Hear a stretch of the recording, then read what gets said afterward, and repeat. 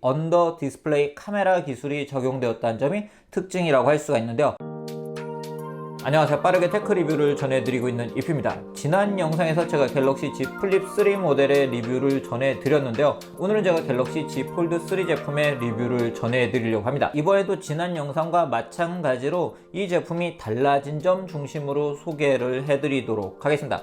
다음 영상에서는 제가 두 모델의 배터리 테스트 그리고 각 제품들을 사용할 때 유용한 사용 팁을 소개를 해드리도록 하겠습니다. 그럼 이제 갤럭시 Z 폴드 3 제품을 만나보도록 하죠. 이 제품 디자인적인 측면에서는 전작과 거의 유사하다고 할 수가 있는데요. 그런데 무게가 조금 줄어들었습니다. 291g의 무게를 가지고 있기 때문에 전작에 비해서는 휴대성이 조금 좋아졌다고 할 수가 있는데요. 그렇지만 아무래도 이렇게 손으로 잡았을 때 묵직함은 일반적인 스마트폰과는 갤럭시 Z 플립 3 제품과도 차이가 있는 걸 확인을 할 수가 있습니다. 제품의 색상은 팬텀 실버, 팬텀 블랙, 팬텀 그린 세 가지 색상으로 출시가 되었는데요. 512GB 모델은 팬텀 블랙, 팬텀 실버 두 가지 색상으로 출시가 되었습니다. 이 제품 내구성적인 측면에서 업그레이드가 된 것이 특징이라고 할 수가 있죠. 지난 갤럭시 Z 플립 3 모델의 리뷰에서 말씀드린 것처럼 이 모델 역시 IPX8에 최대 1.5m 30분 방수를 지원을 하고 있고요. 그리고 아머 알루미늄이 적용이 되었고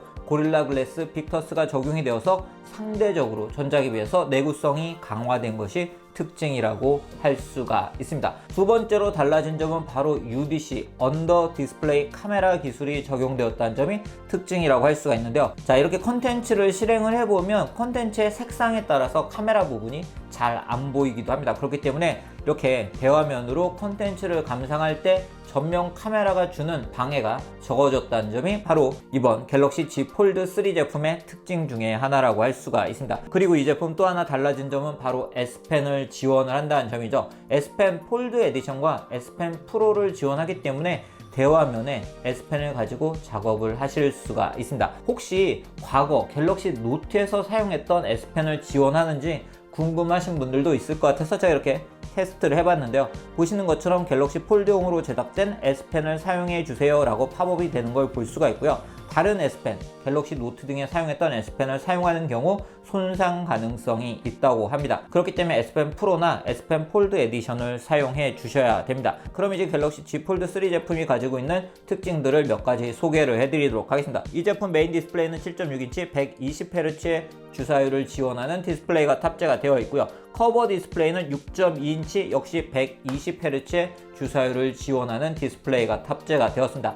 이러한 대화면으로 사용할 수 있다는 점이 이 제품의 매력이라고 할 수가 있고요. 그렇기 때문에 이렇게 화면을 3개로 나눠서 사용하는 것도 가능하고 이 가운데 있는 이 버튼을 눌러서 이렇게 전환을 하면서 사용을 하실 수도 있으세요. 영상을 보면서 메시지를 할 수도 있고 영상을 보면서 인터넷 서핑을 하거나 아니면 스케치 등의 작업을 하실 수도 있습니다. 이렇게 대화면을 가지고 있고 그리고 열지 않고 커버 디스플레이에서도 다양한 작업을 하실 수가 있고요. 제품의 스펙은 스냅드래곤 888을 탑재를 했고요. 램은 12GB, 저장 공간은 256GB와 512GB 두 가지 제품으로 출시가 되고요. 배터리는 4400mAh의 배터리가 탑재가 되었습니다. 스펙적인 부분은 갤럭시 S21과 거의 유사하기 때문에 특별히 소개를 해드리진 않아도 될 것 같고요. 카메라 같은 경우에는 1200마소, 초광각, 광각, 그리고 망원 카메라가 탑재가 되었고요. 커버 디스플레이에는 1000만화소 카메라가 탑재가 되었고 메인 디스플레이에는 400만화소 카메라가 탑재가 되었습니다. 과연 메인 디스플레이 카메라가 어느 정도 퀄리티를 보여주는지 궁금하실 것 같아서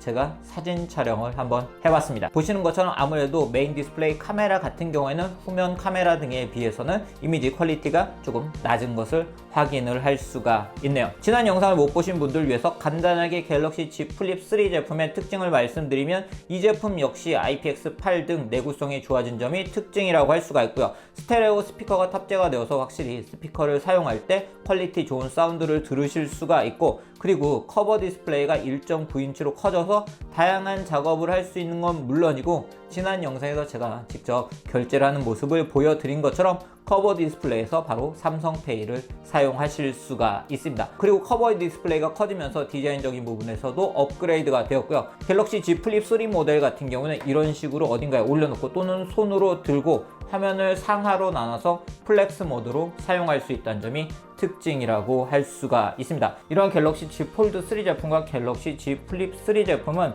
8월 17일부터 사전 예약이 시작이 되고요.